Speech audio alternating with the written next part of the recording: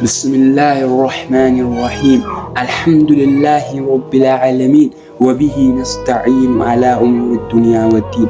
خاتم النبيين وعلى آله وأصحابه ومن تبعهم بإحسان إلى يوم الدين. وبعد، أحييكم بتحية الجنة وتحية أهل الجنة في الجنة، وها هي السلام عليكم ورحمة الله وبركاته. وبليين كيا وري أجندا أدى أسرت وفتن وري أجندا دلقا قلتن أبوها نفرا تأى صدا ربي قبادا اتق الله ربي صدا نفرا إيسا أجندا أجندا كنكتو خنادو قوي مالو متان يو إدى كنا ججتك أمتا خيني خنافين jecha gaarii, jecha rabbii illeen jaalatu, namni illeen jaalatu jecha akkasiisan tokko yoo namaaf himne idda ajandaa dila san oofnu. Tokko jira ka ajandaa kana ittiin feemasuuf jecha ajandaa adda addaa oofu.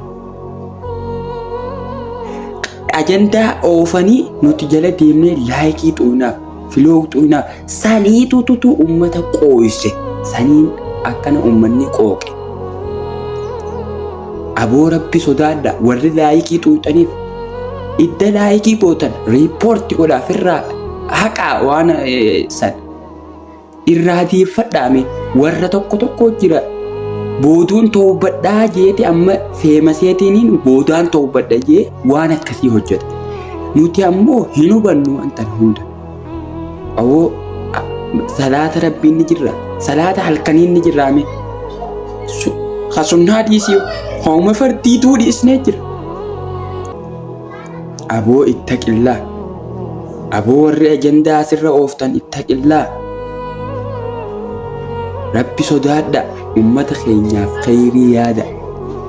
Kuntum khayra ummaa maaliif ta'an? Bara gaarii wal ajajneeti waan hamtuu irraa wal dhoorkina.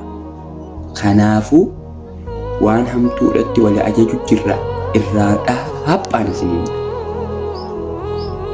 Wallahi hadaraaf irraa dhaabba baleeyye akkanaa yoo duuti si dhufte ammaatte.